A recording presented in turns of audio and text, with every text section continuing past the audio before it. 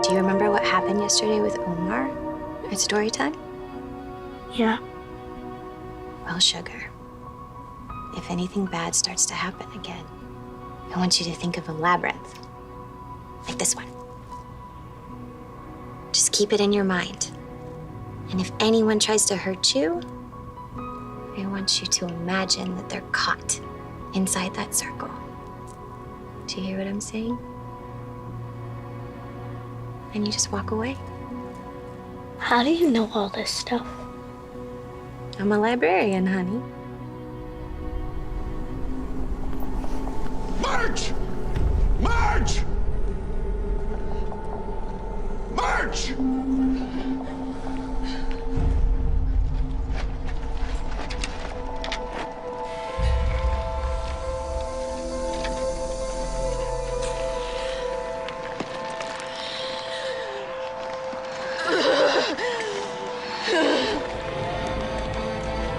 No!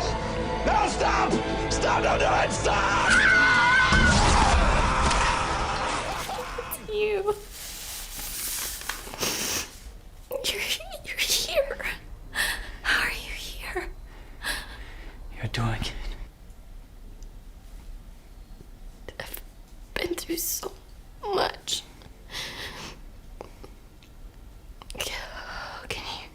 Can you stay? You are so powerful. But this isn't the way. But I'll miss you every day. I'm just in another room of the same house. Be brave.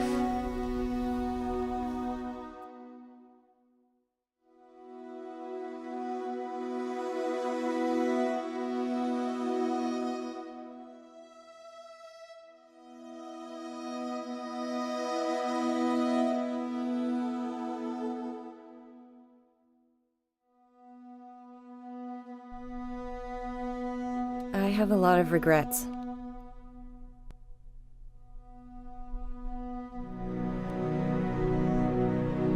No, not him. It's been a long time since I've been back to Ireland. A place so naturally full of magic, it feels as though it flows through your veins. It's intoxicating. And I would have stayed away, but I made a promise. A long time ago.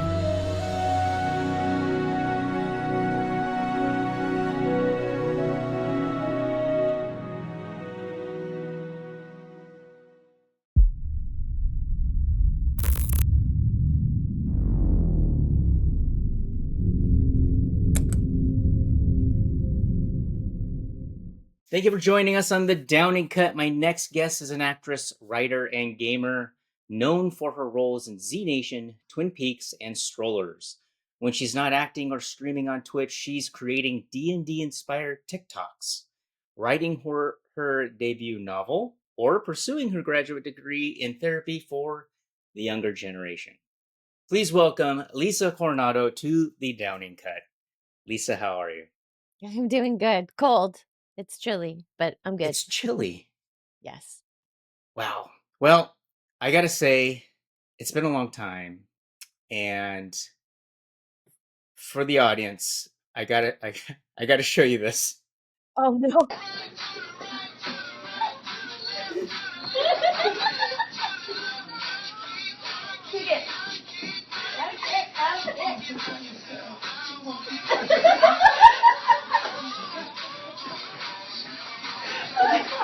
That's awesome.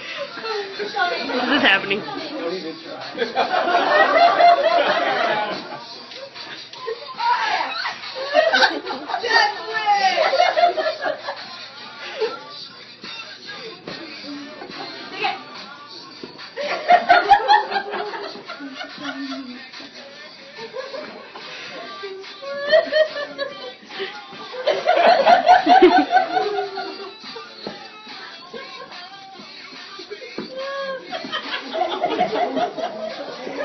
Now that was such a long dance. Never knew it, and I was exhausted afterwards. I couldn't believe how many moves. Do you still know those moves? Yeah, it's the same move. You just repeat it. It's the same like group. I used to love that dance. It just was, if it came on at weddings, I was like run into the dance floor, and I think it's called the Cupid Shuffle. The Cupid Shovel. I think that's like the first time we met. If I remember correctly, was it the Yes, collectibles? on the collectibles, yeah. In 2012, So yeah. 2011, 2012, Oh my gosh, something like years that. ago. Yeah, And you got busy afterwards. I gotta I say. did.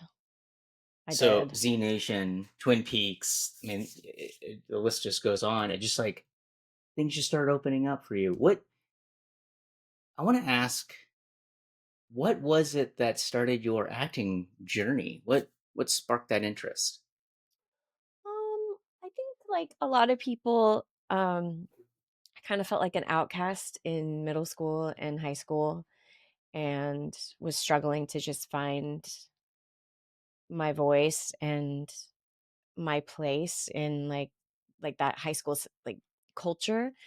And I tried out for a play my first year of high school, and I got it, and then went into like the drama program, and it just opened up like my world for me, and I felt like this was a place that I belonged, and that I could be who I could stop masking. I could just be who I was and take risks and explore something so fully without feeling like pressured to be perfect. Like it just let me be who I was. And it really, I did a Holocaust play my junior year called I Never Saw Another Butterfly, and we traveled across Washington with it. It ended up being pretty popular, and a bunch of schools asked for us to go. And it was that moment for me was like, oh, I want to do this forever. I don't know how or how that's going to look, but I will always be acting somehow. And then creative, definitely. And it just kind of solidified it. I mean, that takes a lot of courage, though. If you're not fitting in with other groups in school, that you decide to put yourself out there in front of everybody in a play, like what was that motivational factor if you've never done it before? I didn't feel self-conscious when I was acting. And it's funny because it's still that way. Like I have a lot of anxiety, especially leading up to a project. I'll be very in my head, and oh, I want it to be read this way, and I hope I do a good job with my performance, and I don't mess up my lines and whatever. But as soon as, like for a play, when you go on stage or when they call action on a film set, just a calmness comes over me, and I feel very much in the flow, and it pushes me out of my head, and I just am in my body and reacting, and it feels almost like it's therapeutic. It feels, even at the hardest roles or the scariest things to tackle, you have like one objective. Well, for me, it's like focus on your scene partners, listen, be present, react authentically, but really listen. And that is so simple. It's like all the noise disappears, and it's just, and so for going on stage when I was in high school, I just discovered that and was like, oh, I don't feel self-conscious right now. I don't really care what people think. I mean, I want them to like it, I want them to be moved by it, but I feel so connected right now to my fellow castmates and what we're creating, that it just really made me feel alive in a way that nothing else really had until that point. Now you sharpened the saw sharp enough to get in Twin Peaks, Z Yeah. Nation, and a few leads, a handful of leads here and there. What Tell me from your experience, what qualities or skills do you believe set an exceptional actor apart from the rest? um I like that you say exceptional and not successful, because I feel like success is so sometimes out of our reach. um but an accept like what I look for in a scene partner, and what I is just, it's honestly just listening. when they dial in and listen, and obviously they're prepared, coming prepared, you know the script, you know your part, you know your lines, and when you just settle into the space and you are prepared to not control the scene, you're just going to let it go where it's going to go, because the more we control it, for me, the more fake it is, the more I'm acting.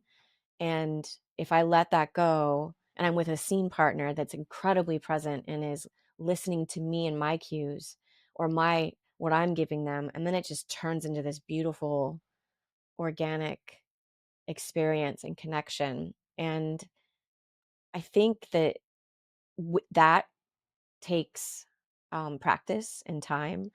Some people just have it and they're really, blessed for that. You see that with actors, I think, like Jennifer Lawrence is a good example for me. Like when I watch her, I feel like she is very authentic. Like there's no training or there's no, trying to hit marks. It's just her being authentic through whatever. So I think some people just have it. I had to learn it because I was very much a controlling perfectionist sort of person, and acting made me get rid of that. So I think that for me, and then if and that's for an authentic performance, and then there's also the craft of it, people that are able to, which I'm not as good at, but people that are able to physically take on different roles with a different physicality or a different voice, or like Colin Farrell in The Penguin. I don't know if you've seen it, but he was unrecognizable with the prosthetics and the voice and the physicality, and that's hard for me. So that I look at and I'm just like, oh wow, I wish I had that bravery or that talent or that ability to put all these layers on that are so different than me. So I think that it's so multifaceted, but really just showing up and listening and reacting, the way that you do. My acting teacher told me once, because I was very nervous, and he was just like, any state of being is the perfect state of being to start your performance or your scene. And I always tell myself that, because I'm like, well, what if I don't feel good today, or I don't, I'm not feeling it, and I just have to remind myself it's okay. Just start there and go. Any state of being. I'm going to show you something else that, to your credit, you were great in this. To mine, I was nervous as a wreck. You know how to dance? I don't even remember this. What is this? Come on. I can't. I'm sorry. Where's my sister? Become the misogynist. Your sister? What are you talking about? Where's Stella? I haven't seen her all day. She's fine. Are you sure? Yeah. I think maybe I should go check on her. Wow. I worry about her. Ratchet it up. Don't You let her fly. go. Thank you. What's wrong? Um, Am I making it's you nervous? just hot. It's hot in here. It's hot. What are you doing? I can't. I've got to go. One dance. One dance. Come on. Make her I'm cry. sorry. Come on. One I dance. can't. I'm sorry. You're so kind. I promise. I I'll let can't. you go. I can't. Come I'm on. sorry. We can do this. No, I can't. I'm Beautiful sorry. woman like you. No, Come I on. can't. I'm sorry. I'm sorry. Come on. Please, I'm married to your sister. please. I know. You trust me? I gotta. Please. Make her run off stage. Come on. Please. One dance. I can't. Is that for Lorraine's? Come on. Yes. That was probably the most nerve-wracking experience. And watching it, it gives me the creeps. Yeah. It gives Did me we the have a creeps because script? I'm just like, what was I doing? Did we have a script, or were we improving? I don't remember. It was, so one of the issues was Lorraine was saying it was a scene from a movie, but I've never seen the movie. So I had no idea Oh. what the character was supposed to be. And she just gave me some adjectives. And so I'm just like trying to just go as I go. And she's shouting out stuff to do. And I'm like, I have no idea what I'm doing. But just your essence it was like everything in my body was like, what is the matter with you? Why are you pushing, Yeah. pushing towards this woman who doesn't want anything to do with you? And it just, anyways, Yeah. I remember I saw that and I was like, holy smokes. But then from the acting perspective, you were there. And for me, I felt like I was 1 foot in, 1 foot out. Am I Yeah. supposed to be doing Well, I it this mean, it was way? was weird and creepy probably for you. So I mean, that's a testament to your commitment to at least do this scene. It's like, oh my gosh. But that's, I mean, that's what you're talking about, is being able to just commit, be in the moment, and let it go. Yeah, because I Now, couldn't tell that you were 1 foot in, 1 foot out. The audience isn't gonna know. You'll know, but yeah, I mean, if you commit, they're gonna tell their own story. So, yeah. And I think it was a weekend workshop. I can't oh, remember what okay. it was exactly, but I think it was something like that. Um, so you've had access. You've been writing for, right, creative writing all your life, and now you're writing a novel. Mhm. How does that tie in to influencing your approach to acting and storytelling? Well, um, I mean, I wrote a lot before I was acting. I was writing short stories a lot, and then I've written some scripts, and then um, I just wanted to write a novel about my experience. It's actually about a lot of my experience acting. So, it's about a boarding school that's nestled in North Bend for the creative arts. And it's about a young girl who's 17 who's dealing with immense grief. She lives in Missouri, and she's sent there for her final year to try and find something to connect with. And so the entire process, like the characters are based on people in my life who have been influential in the arts. The students at the school are based on actors that are just, they're kind of a mix of different actors I've put together there and to create these characters. And it really feels like this love letter that I'm giving to the Pacific Northwest and the arts community here in Seattle. Um, and then uh, I took a 10-day workshop that you wrote 1,000 words a day to start the book. It was free. And the best advice I got, she was like, just free write. Don't edit. Don't go back and read. Don't edit. Just free write and get your book written. You'll have time to go back and edit, because otherwise you'll start editing yourself out of writing the book. And I was like, okay, well, this feels liberating. I'm just going to write, go into this space, this very calm space, kind of like right before you go on stage, or, you kind of focus. And then I just write what comes to me, and you just pull from all the things in your life. And it's been really, really great. I actually have a second book that I want to write, which is a problem because it's now that one's like taking focus in my brain, and I'm like, I gotta finish this one because I have this other series I want to write that I actually want to make a short film with the idea to kind of use as a multimedia package to pitch it. So I have a couple things like brewing right now, but it's all Yeah, connected. Writing makes me feel just as good as acting, just in a different way. It's actually less intense. It's a little easier on my body now because acting is so filled with adrenaline for me. And it doesn't, I got pretty sick in 2017, and I had to like step away from everything for a while. And I had to relearn how to be an artist, because I have to be really careful not to get like really nervous or anxiety or excitement, because it really shuts my body down. So writing became this like raft, this like life raft where I could still be creative in a way that didn't make me feel worse. So, yeah. I mean, it sounds like it's also an outlet, right? Just to kind yeah. of let it all go. And I see on IMDb you wrote The Divine Marigolds, Yeah. part of Strollers, The Space Between Never and Always. How would you say writing like a novel is different from script writing? Or what are the similarities and what are the differences other than dialogue? Well, I mean, a script is shorter, so it feels like less of a tackling thing. The novel is immense, not immense. I think my novel will be like 300 pages, which is a lot more than a 10-page script. But a script, you also have to keep in mind the visual storytelling that's going to be happening. So there's more to it than just the words. So I don't write scripts too often unless I get really inspired, like visually. And I'm like, oh, I can see this.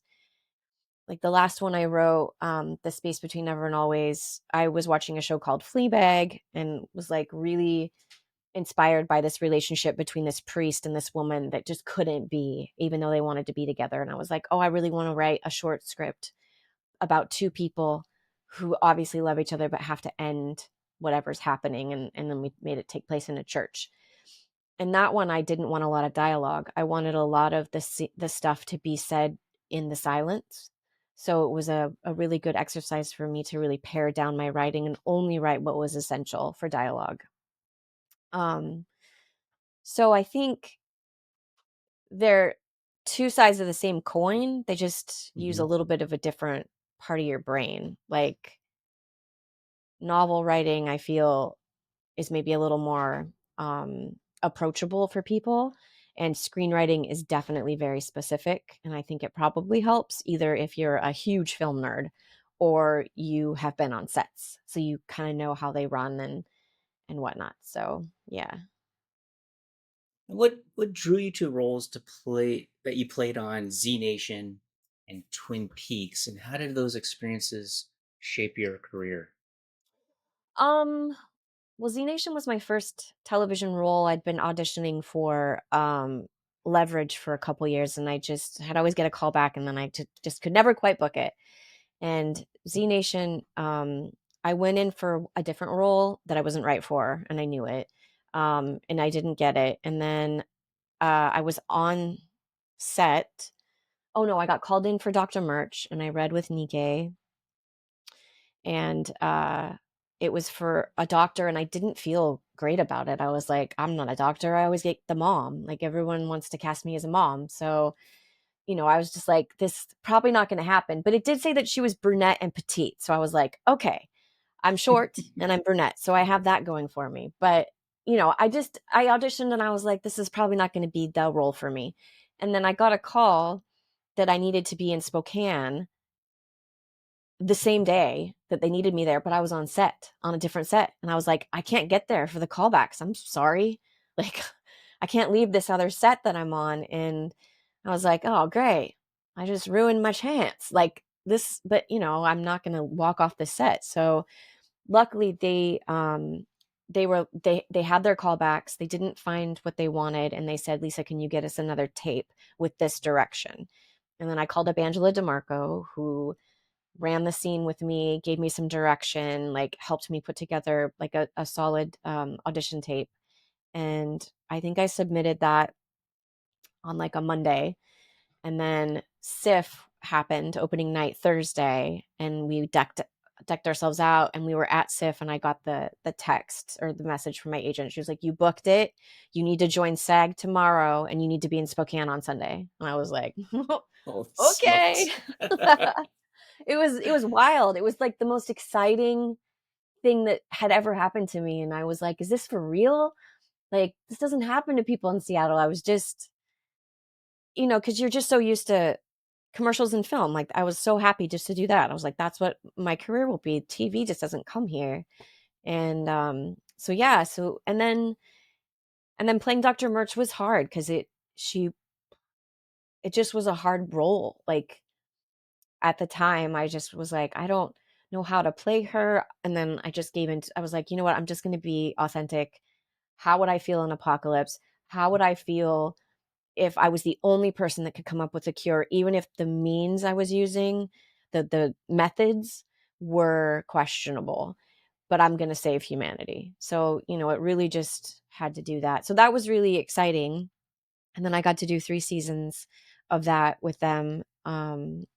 And got to go back to Spokane every summer, and it was wonderful. And I kind of I think I cut my teeth on TV production because that show was wild. The timelines, like I was at one point showing up at 4 a.m, getting in prosthetics, and then shooting 8-10 hours, and sometimes driving home that night, back home 4.5 hours. Wow. So it was just insane. And I think about it now and I'm like, there's no way I could do that now.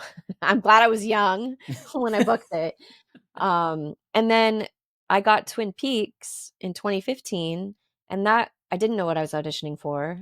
I just got called in by Heidi Walker, and she just asked me questions about being a mom. That was it. Specific questions about raising kids. And then we were done. And then I got a message and they were like, you booked it. And I was like, what did I book? They said, we can't tell you. We have to send you an NDA. And I was like, cool. And then Wow. I got the NDA, and then I saw that it was Twin Peaks and got my script, just my pages. And there was a little hiccup where Z Nation was shooting and Strowlers was shooting and Twin Peaks was shooting all the same week. And we had to work that out schedule wise. And at one point, we weren't sure I could do Twin Peaks because I was already contractually obligated to Z Nation. But they worked it out. So I literally, it was crazy. I think I did one day of Twin Peaks, and then I went to Spokane for a Friday, shot all day till 8 p.m., then drove home, and then got up and did Strowlers on Saturday, and then did Twin Peaks again on Monday, then went back to Spokane on Tuesday. So it was just like 3 projects in 1 week. It was insane. So that whole like when it rains it pours, I was like, why couldn't this have been spread out? Like when I'm not working for 8 months of the year. And yeah, so and Twin Peaks was very I had only a few lines. It was just a very traumatic scene that I had to live through, and it wasn't hard to act. It was traumatic. And so I just honestly reacted and was very taken care of, and it was wonderful. And I remember I saw Amanda Seyfried was in the trailer, and a couple other pretty famous people were around, and I was just like, this is wild. Okay. and then and then like we broke for lunch and I was covered in blood and I was sitting in the tent, and like nobody wanted to sit next to the girl covered in blood except for the guy that played his name's Eamon. I'm trying to remember his last name. I can't remember his last name. He's in The Witcher, and he's in a couple other shows. He's an Australian actor. He's actually Eamon Ferris, maybe. He's an Australian actor and he's wonderful, but he played such an evil character, and he came and sat with me at lunch and we just chatted, and he was like, that was traumatic. And I was like, you're telling me. And it was just, that's awesome though. It was really fun. And I think if anything, being on these TV shows, it's all the same. It's no different than being on The Collectibles, or I just shot a short film with a really small 9-person crew. Same thing. It's the same jokes. It's the same camera tech talk. It's the same trying to connect with your scene partner. It's all the same. The only difference sometimes is like on a smaller crew, it's a little more laid back because you're not fighting money, and there's not all these stakes with money. And so it can be a little bit more relaxed on something that's really small and independent. It kind of answers my next question about being involved in indie side and the commercial side, mainstream media. What, when it comes to challenges and rewards, are there any specific, like a lot of people are striving to get into those productions that are in the mainstream media? Is there, Yeah. I mean, is that a reward in itself, or like what are the main differences? So I would say, well, financially, obviously, I was able to join SAG. I got health insurance for the first time in my life, which was really cool. So monetarily, it was really nice to be able to make a living, a secondary salary, because my husband works acting. Like that felt like you're paying me to do the thing I love the most that I would do for free. So this is such a bonus. So that's the really nice side of it. Sometimes it depends. Like sometimes they're very efficient when they're a big so you're not waiting around a lot. You're just, especially as a day player, because you're not there for a week or you're just there for a day. They'll just get you in, do your stuff, and then you're gone, and it's very quick, and that's nice. But there is something about making films with your friends that just is so fun. Like there's just, because when there's so much money involved, for me, felt like many times I didn't have a voice. I needed to be the best actor possible, make the least amount of noise, just do my stuff and then leave. And that's hard. I learned later.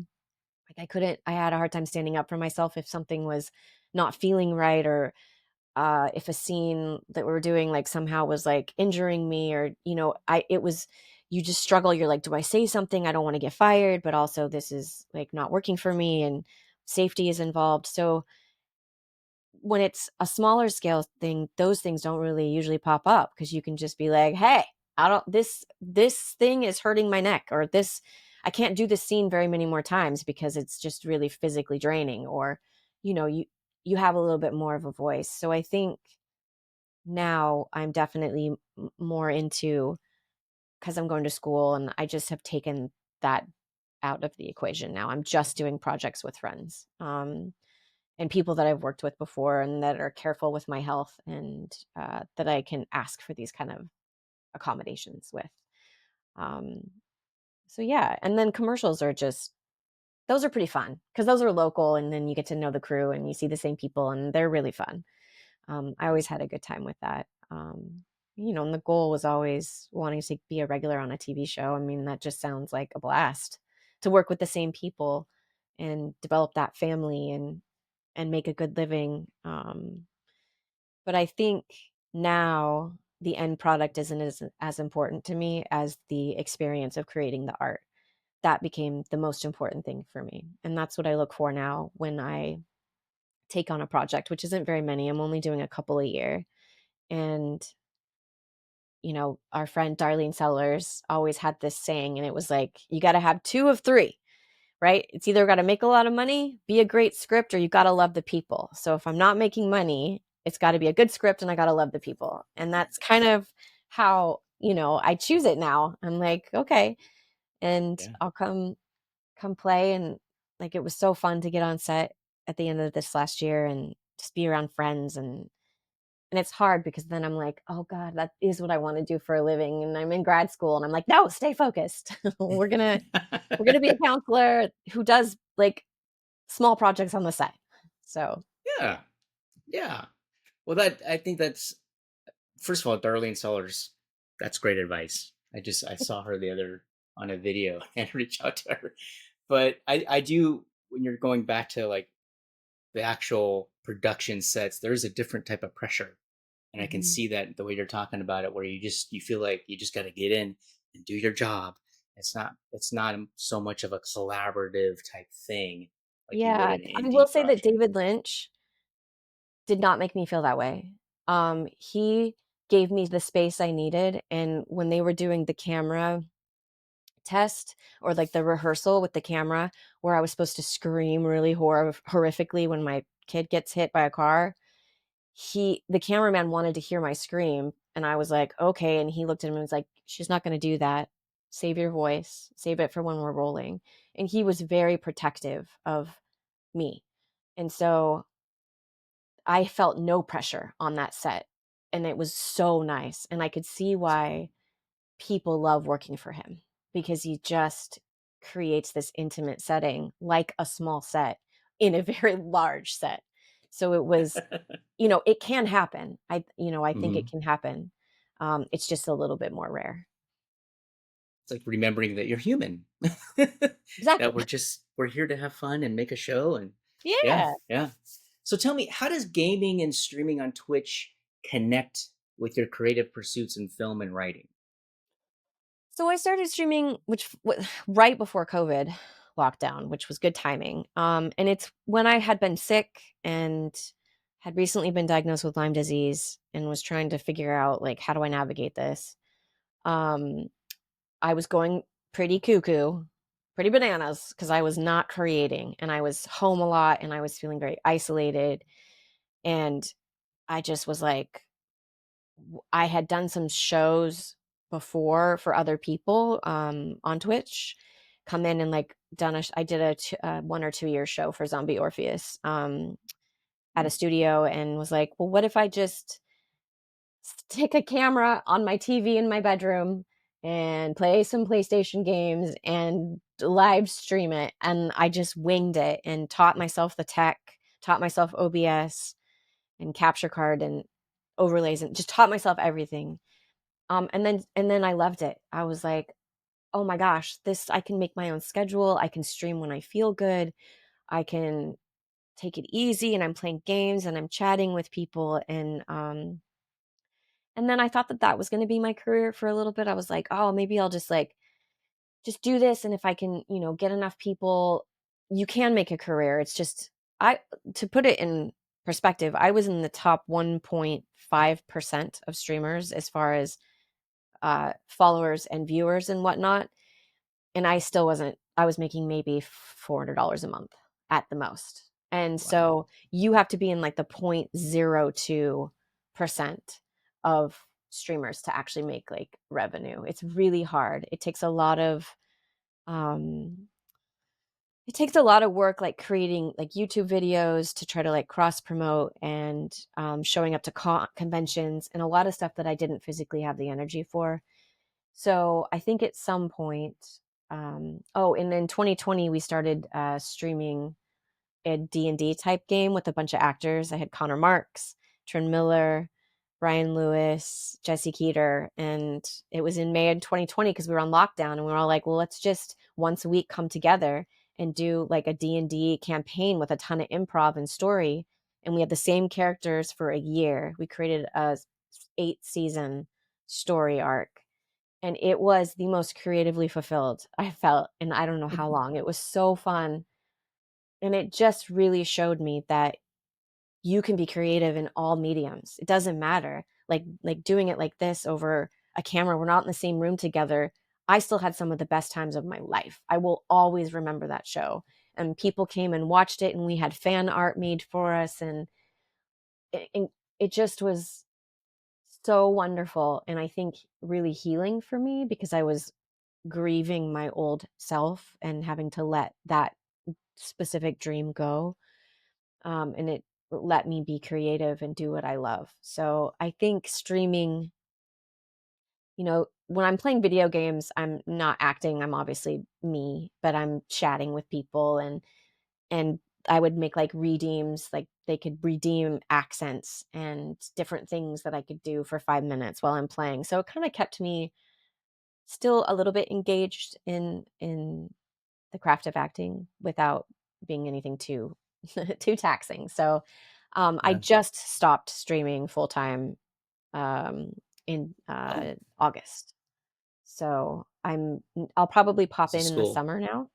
Yeah, because of school. It's just too hard. So I have summers off, and so the summer is usually when I come back to streaming for a couple months.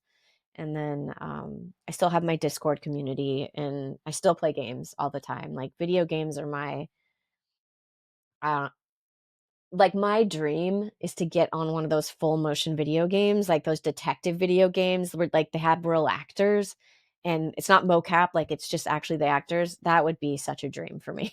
But they're all in like England, or they're all in the UK. Yeah. So I don't know if that's going to happen, but video games is another art form for me. It's like reading a book come to life, and yet you're actively participating in it and changing the outcome of these characters. So it's all very similar, kind of the same, in the same vein.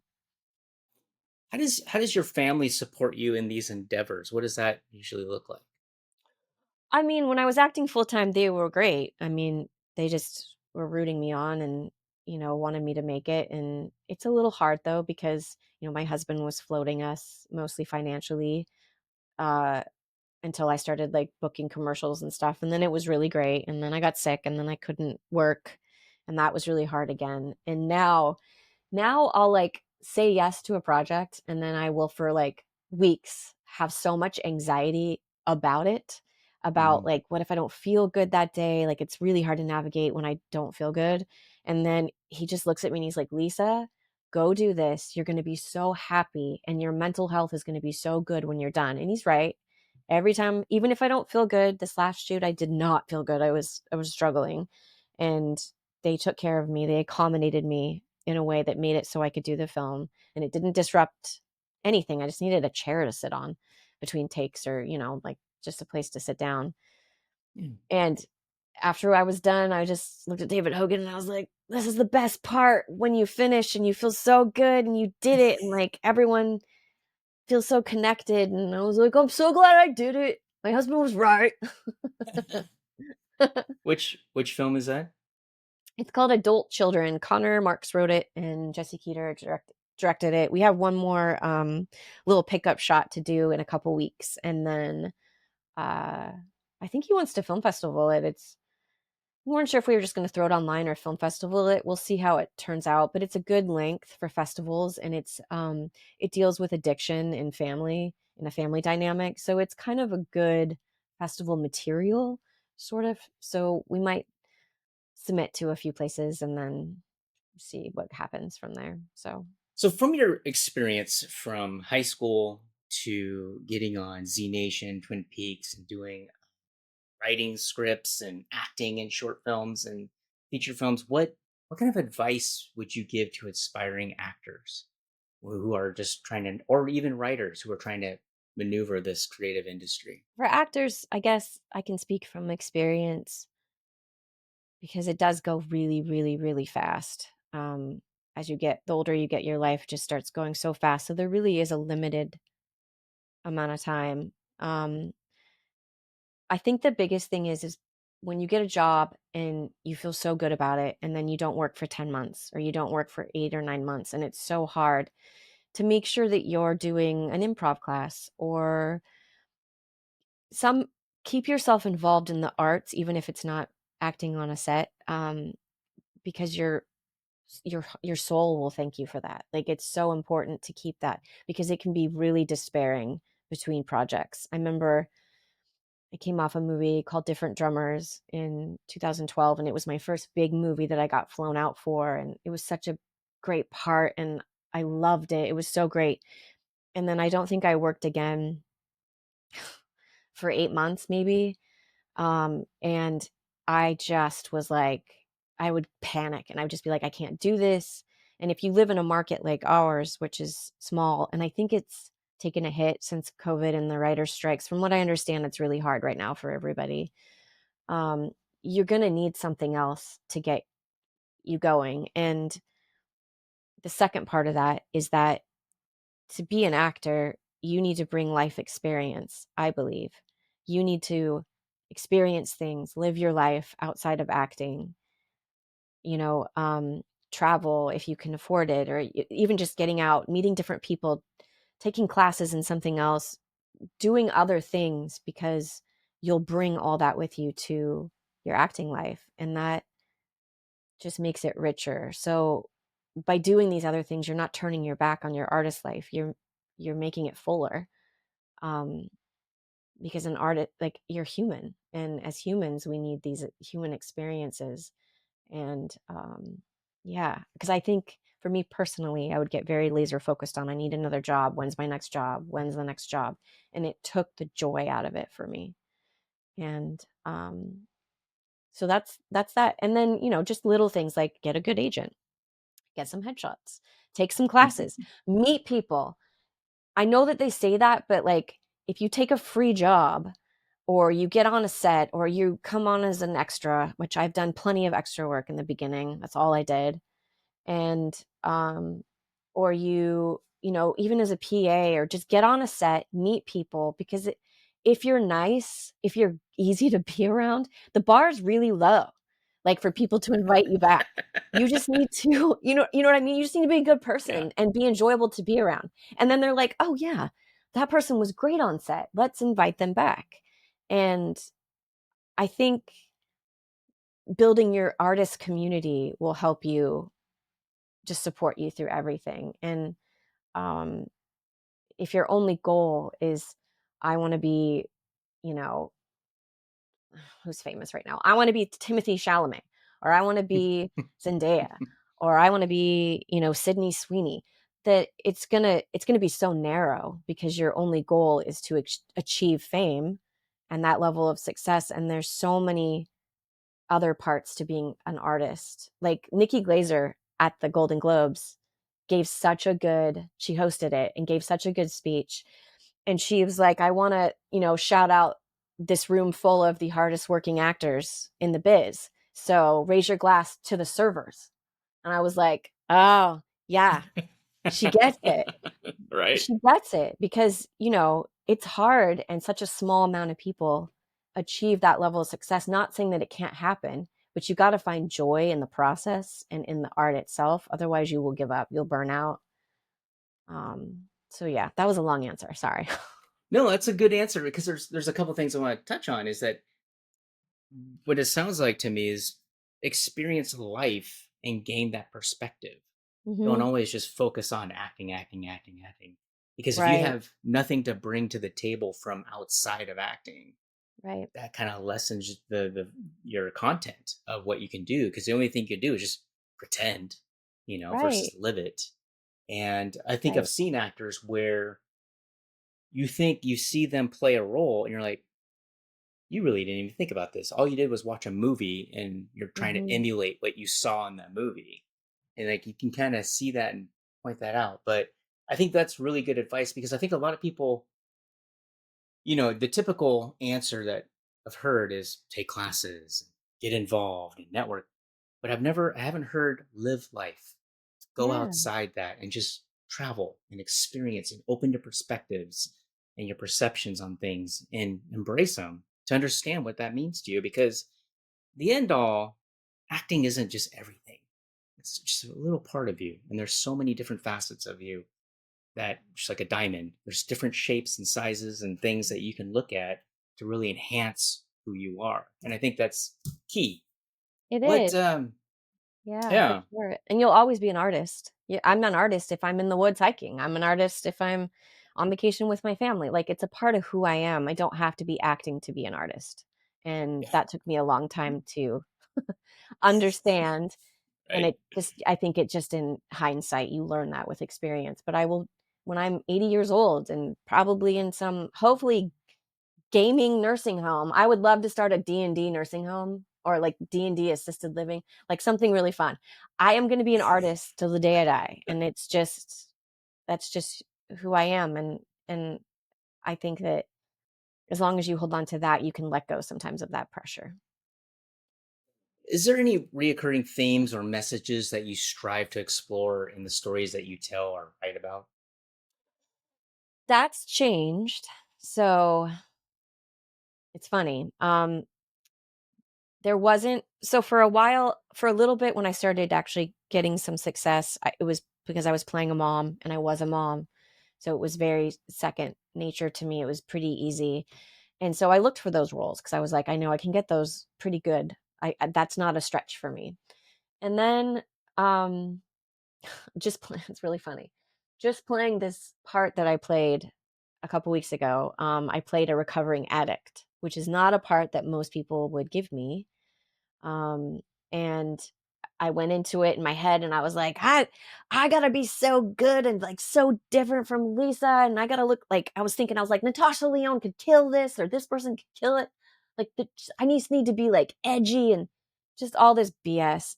And then I got on set and I was worried about it. And Jesse was like, just be Lisa. He was like, you don't have to be somebody else. And I was like, you're right. You're right. I've given myself a backstory. I've exploring, this isn't my life. This is Claire, the character's life, but I'm still Lisa experiencing this. I can't divorce myself from this character because it is me. And so I think now I'm really interested in social justice type stories. I've been so much in social justice with the counseling program that I'm doing, and I'm actually less interested in telling my stories and more interested in boosting like marginalized communities telling their stories. Um, I just think it's so important. Uh, I'll still act because I love it, and if someone, but and the stuff that I'm writing now, like this next thing that I'm writing is about a disabled woman. I'm really big on bringing disability into. So do you want to hear it? It's a really funny Yeah. first story. Yeah. I'm excited about it. So it's about a woman that has agoraphobia and she lives at home with her adult son. And, he like leaves, he does all this stuff anyway. And they're very funny with each other and they're constantly trying to get each other to get a Tinder account because they're both single. And so he convinces her finally to sign up. And she's like, what am I going to do? Have him come over to the house all the time? I don't leave. And as she's looking through this swiping people, obsessed with like crime dramas. And she swipes on this one picture that was 8 years old. Obviously, it's an old picture of somebody and sees a clue from an unsolved crime. And it starts her on this journey of becoming a private Yes. detective. And she has her son do all of the footwork outside the house. And they actually start this business together. And so Wow. I'm so excited about that project.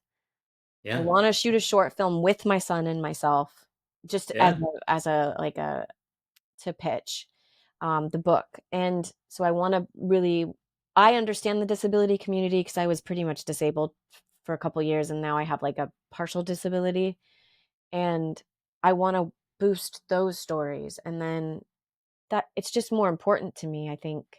Where before I was like, oh, I want to do like period films and I want to do, all this other stuff. And now I'm like, no, I want to be a part of media or art that reflects what's going on right now and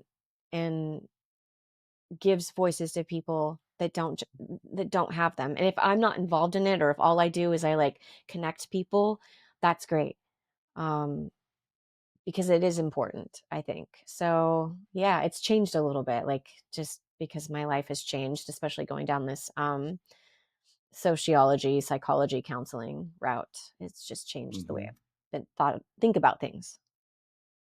Yeah, my wife and daughter have a disability, and it's one of those things that you don't see it until you're directly in it, Yeah.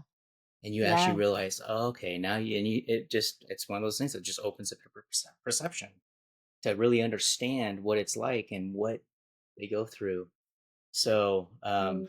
I know. By the way, I have a 5-year-old daughter. That's how long it's been since I've seen you. I know. I've only seen a picture of her when she was a baby, and she was so I know. cute. You should see her now. Oh That's why we man. don't put stuff on social media. What? I'll send you a picture. I'll email it to you. Yes, please. Um, what is the most constructive criticism that you've ever received in your career in the film industry? Oh boy. Constructive. So like was harsh at the time, but then ended up really helping me later. Um Yes. Man,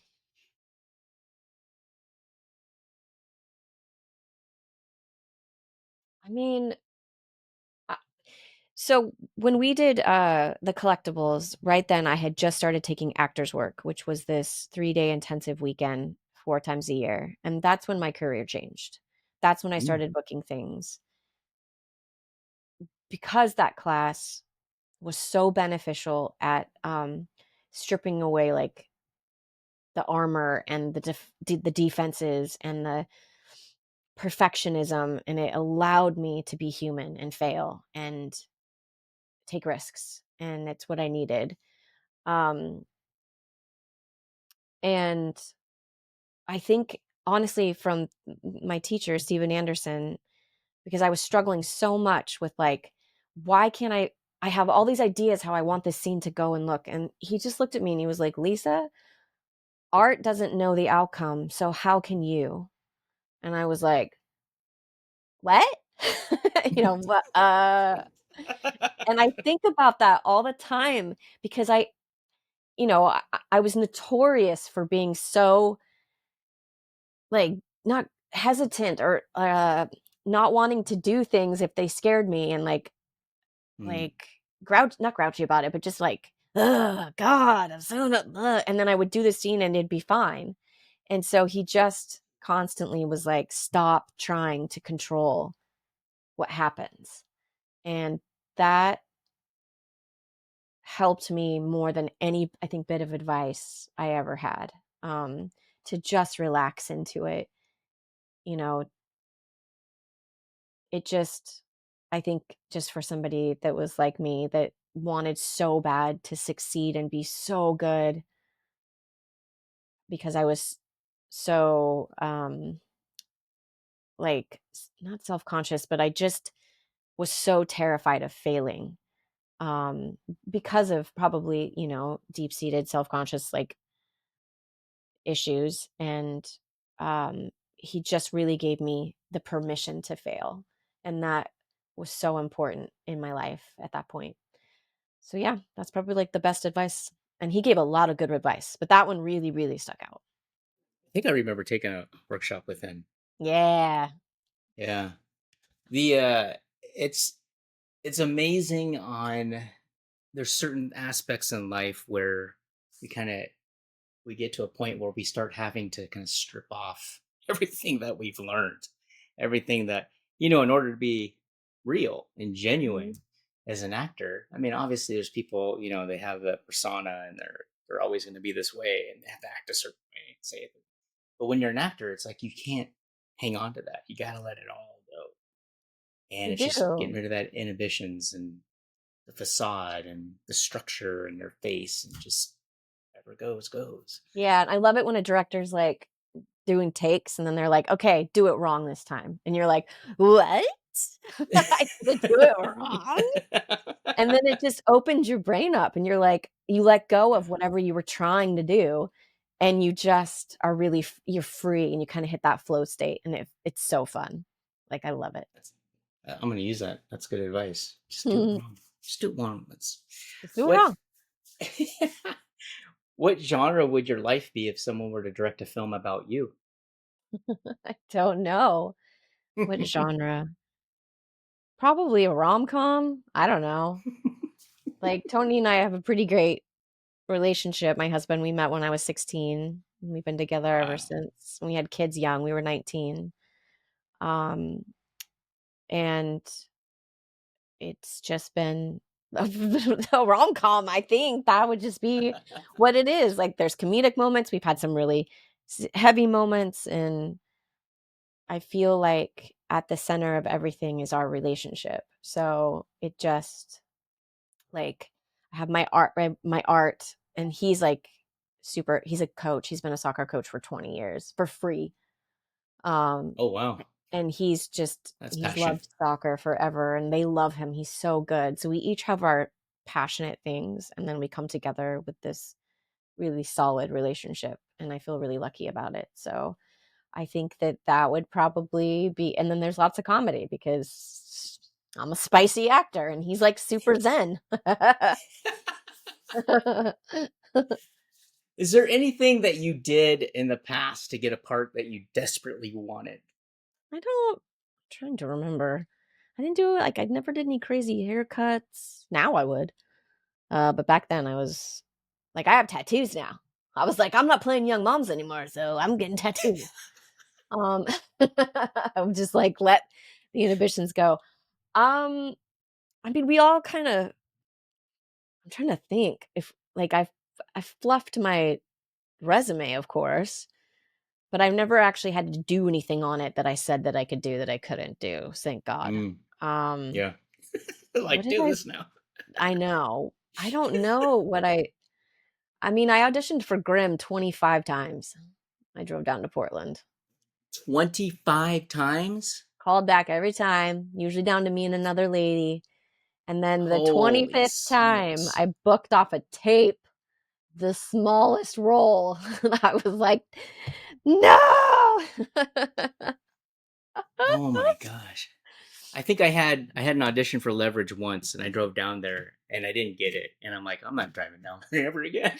It was That's such it. an intense drive. And then you have to wait for the callback. So it's all Yes. day. And oh, I did have a Leverage callback. No, was it Grimm?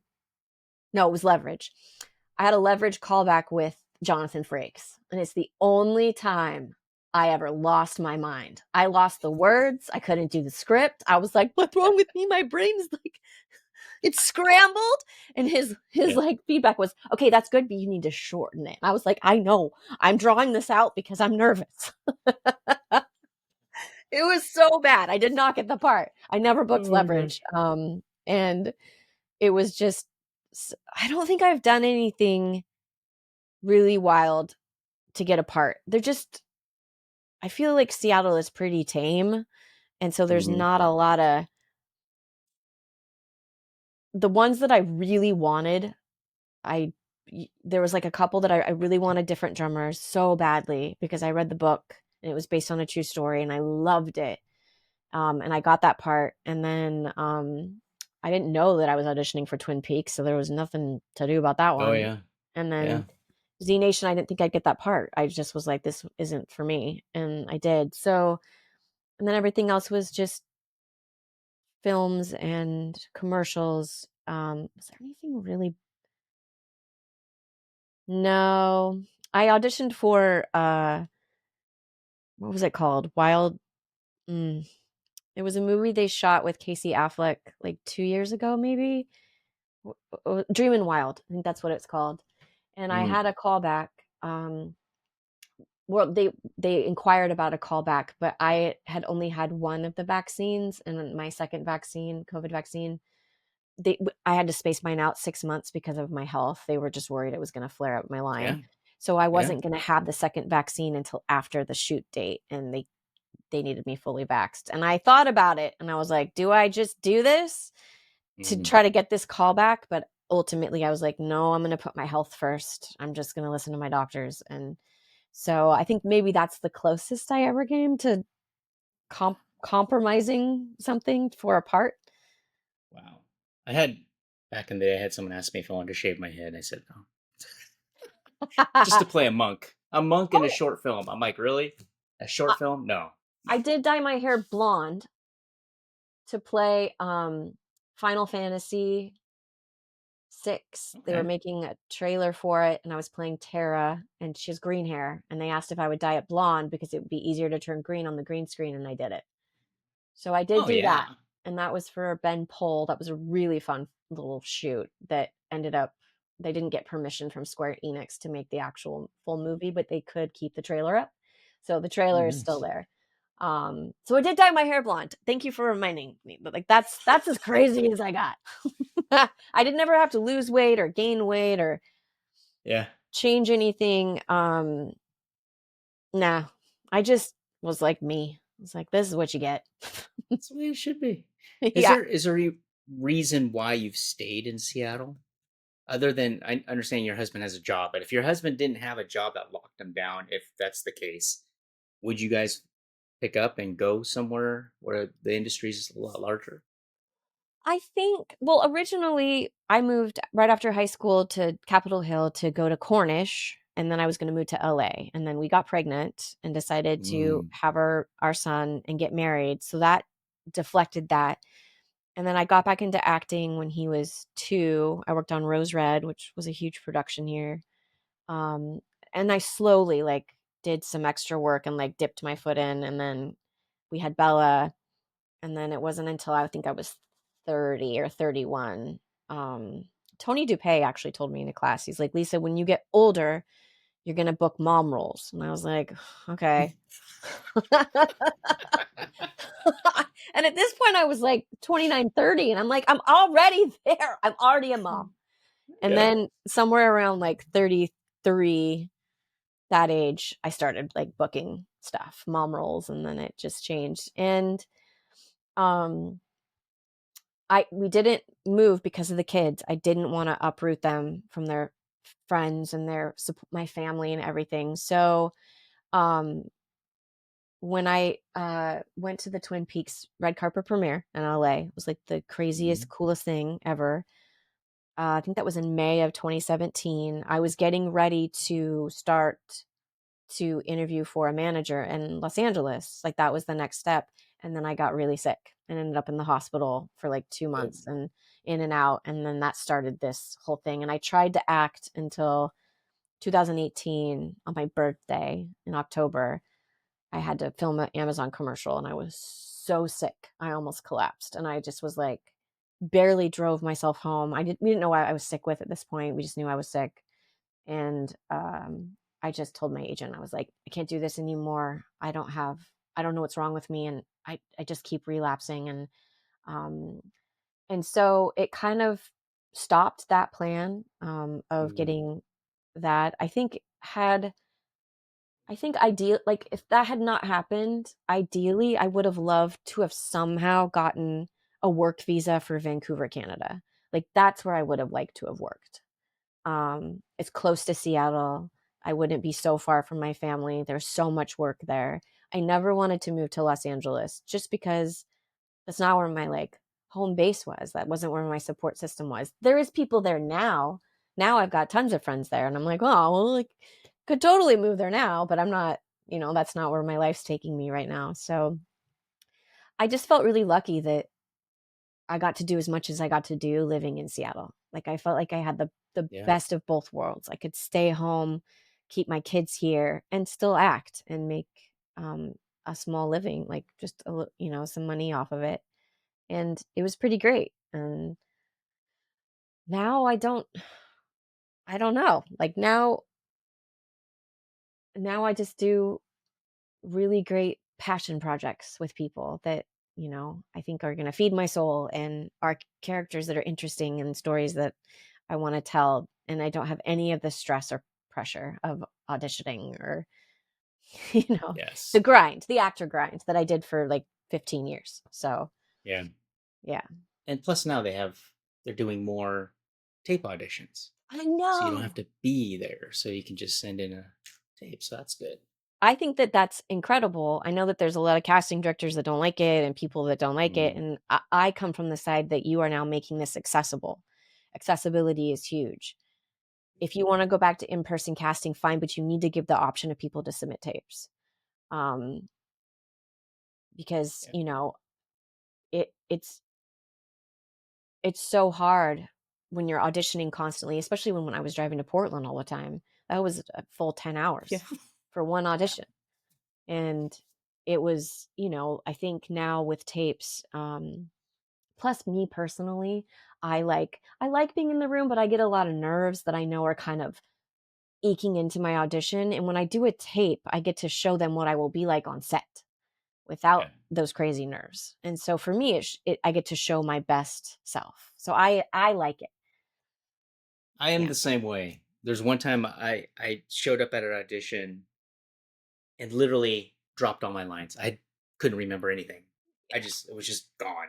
Yep. And I don't know why. But on a tape, set it up in a studio, perfect. Yeah. Easy to go. You call in one of your friends as a reader, you're just like, I'm so relaxed. Let's do this. Yeah. Lisa, when it comes to tech in the film industry, what is your favorite? Do you have anything that stands out? Wait, that I use or that I've been a part of on set?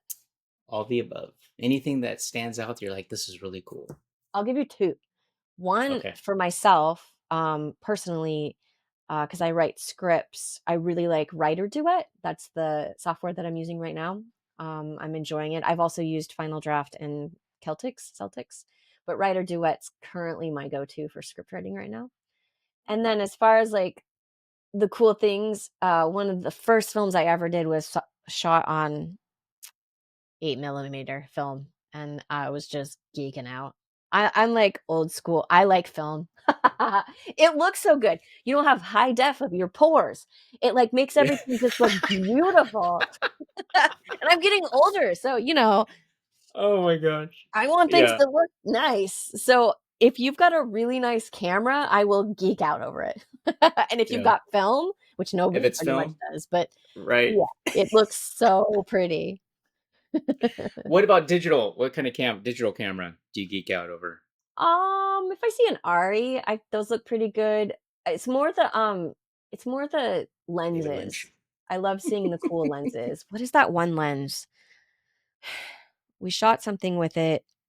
It's not holographic, but it sounds like that. What is it called? Yeah, I think I know you're talking about.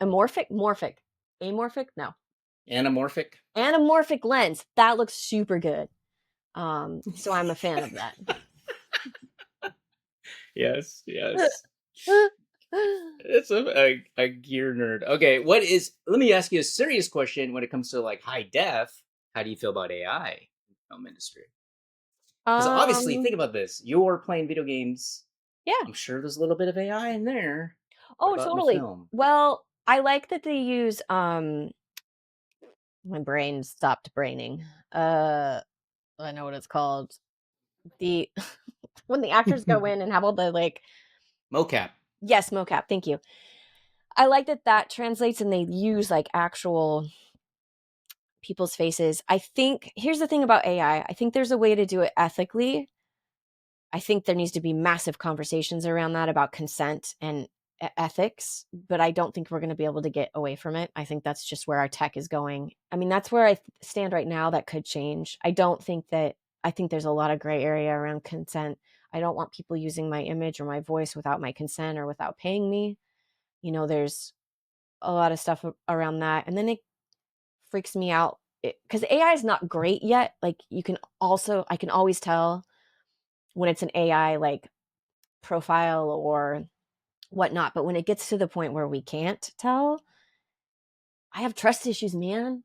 I'm going to be like, I can't trust anything. We're this close. I know, and I don't like that. I like to know the difference. I want to know what I'm consuming. I want to know if it's AI or if it's, not AI. Like Chat GPT, you know that that's AI. You know, if you ask it a question, which a lot of tech people like because it's much faster response time than like trying to Google something, and I get that. But you know it's AI. I don't like it when they try to filter in AI with regular human stuff and you can't tell. That freaks me out. So, yeah. I think there's a couple of things I've seen online where I have to do a double take. I'm like, no, that's not real. Is that real? No, it's not real. Like I have to Right. really look at it. And then commercials. There's commercials that are using AI now for their content. I think There is. Are they yeah, animated? yeah, yeah, I don't yeah. I We're don't seeping know. into that. Yeah, we are in, AI, I don't know. I feel like we are training our replacements, honestly, as a species. That's what it feels like. Yeah. Yeah. Like I like the idea of using AI with medicine and trying to come up with cures and doing things that better humanity. I don't love the idea of AI and art. Like that's just not, for me personally, something I would do. Like in college, they have to now tell people you cannot use AI to write your paper. And Right. yeah, How will and they know? How can you tell? exactly. And then we have discussion posts, and I did have one quarter where this person, it was obviously AI they were using to respond to my posts because they basically recapped everything I said in a much smarter way. And I'm like, you didn't comment anything of substance. This has to be AI. There's Yeah. there's no way you didn't give me anything original. So Oh my gosh. I just hope that, AI, I don't know. I actually don't know. I feel like we're living in such a weird time right now. I don't know what the world's going to look like in 30 years. I mean, I'm going to be old, so I probably won't care. I really will. Oh my But my gosh. kids, I think about them and my grandkids and the future generations, and Yeah. can we get I'm feeling the pull to want to get offline more. I'm now kind of sick of it, and I want to be outside more, and I want to be in nature and talking with people and meditating and writing, and just I'm consuming too much right now, social media, and it does make me feel very hollow. And then I'm like, why am I doing this? Like, why am I so? Right. Is it because I'm bored, or it's a habit, or I'm so used to it? And anytime I get to like get on a film set or get together with friends or family, and there's no phones, and it's just people talking and living, and I'm like, ugh, this is what we were made for.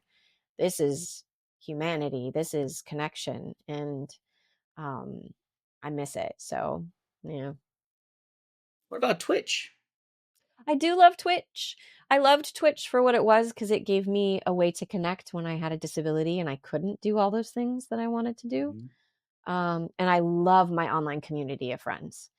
I will say that gaming with friends online doesn't feel well. That doesn't feel like social media. Like it's actual interaction, actual connection. It's just audio.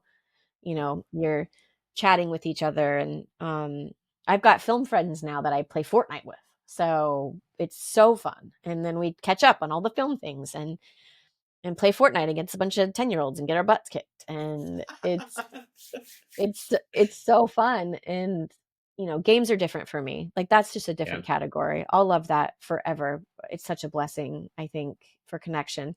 But social media is filled with ads and consumerism, and now they know you, what you like, and they advertise it to you super sneakily, and then you're buying crap that you don't need. And it just is, it's Don't buy. so like consumer based, like Yeah. buy Yeah. buy and buy this image and buy this ideal of what you should look like or what you should be doing. And it's just it's become really hard.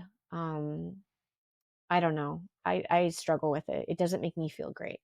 Sometimes it does if it's really funny. Like if I'm watching a bunch of funny videos or whatnot, I'll feel pretty good. But it's like in little doses. I can handle like 10 minutes of TikTok. If I go past that, then I'm just like a zombie. Yeah. Yeah. Yeah. I know people have, one of the ways I reach out to people is through Facebook because that's what I use Facebook for, is the film Yeah. community. But I've known people who have deleted their Facebook too because of that other content on there that's just constantly filtering through. Um, so I get it. I think you got to keep that balance. You definitely have to keep that balance and have that priorities and everything And as set. an artist, a working artist, connection is important, and a lot of people want people that have large followings. So, you're kind of stuck, and I can't get rid of Facebook for that reason. Like Facebook is where like family members are. So Mhm. I don't spend a lot of time there anymore. It's mostly like Instagram or TikTok. Twitter I finally am deleting because it's just a dumpster fire for me. I'm like, this is terrible here now. It's so negative. It's so not great. And then I switched over to Blue Sky, which feels like old TikTok. Old Mhm. Twitter. Um, and it's okay. But when I did that, I just was like, maybe I'm just not feeling it as much anymore. Like, I don't feel the need to talk about what I'm thinking or feeling all the time. Maybe I just need to give it a rest and put that energy into writing my book or creating.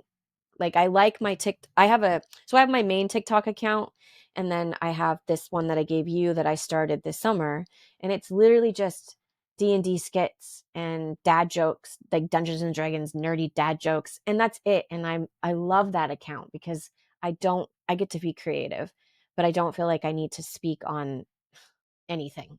I'm just creating entertaining content that's really nerdy, and I love it. Yeah. So that makes me feel pretty joyful, especially getting to do the skits, because then that is a little bit of acting. Like, it's fun. Exactly. Yeah. Yeah. What's the best way people can reach you? So Is it going you to be can, on social media? yeah. So, oh, my Instagram I just made private. I forgot about that. That's all right. We'll put the other one on. You have Yeah, another one, right? TikTok, a Blue Sky was probably Blue a really Sky. good. All right. I'm kind of like moving everything over there right now. When's your book going to be done? Hopefully, I'm like, I think I got 200 pages of it done, so I'm like 2/3 of the way. Nice. And I've got Dan Heinrich offered to be like my beta reader, so he'll read the first draft and just give me some Very feedback. cool. Yeah. Yeah, Trish has been like a big inspiration because she just went that whole author route, which is really cool. Oh, Like that's indie right. author. Yeah. So hopefully soon. I was gonna try to write more on Christmas break, but it got so nuts, and now I'm back in school. And school kind of zaps Oh, any yeah. motivation to do anything Yeah. other than school. But the summertime is when I do most of my writing. But I'm starting to feel the pull to go back and finish this first book. And then I've got a couple. My daughter wants to read it, and so I've got a couple people that will hopefully give me some good feedback, and then I can do an edit. Nice. Yeah. Well, Lisa, thank you for being on the Downing Cut. I greatly appreciate it. I'm honored to have you here. Thank you so much for having me. It was so good to catch up.